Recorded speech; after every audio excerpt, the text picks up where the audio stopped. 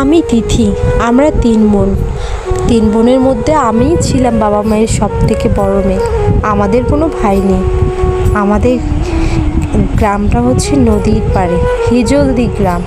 আর এই গ্রামের পাশেই বয়ে গেছে আমাদের তিস্তা নদী। তিস্তা নদী আমাদের যতটা কাঁদিয়েছে ততটা আমাদের হাসিয়েছেও প্রচুর।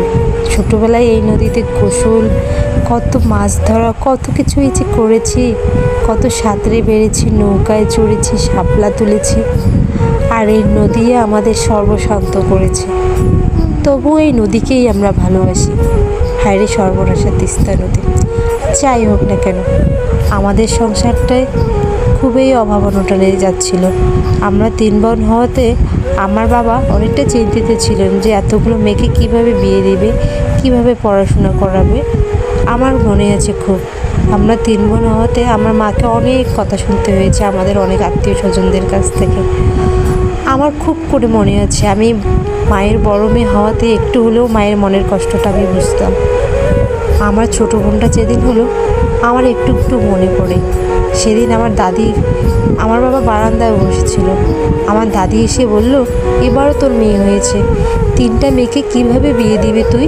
তোর বংশে বাতি দেওয়ার মতো কেউ জন্মিল না রে, তোর বংশটা এভাবেই মনে হয় নির্বংশ হয়ে যাবে।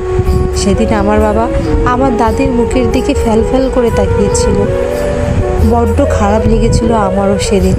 আল্লাহ কেন আমার একটা ভাই দিল না? ভাই ছাড়া নাকি বংশে বাতি দেওয়ার মতো কেউ জন্মে না। এটাই কি সত্যি? এভাবেই কেটে গেল কয়েক বছর। আমরা বড় হতে থাকলাম আর বাবা মায়ের টেনশনও বেড়ে যেতে লাগলো। তাই আমার বাবা ঠিক করলো বিদেশ যাবে এবার।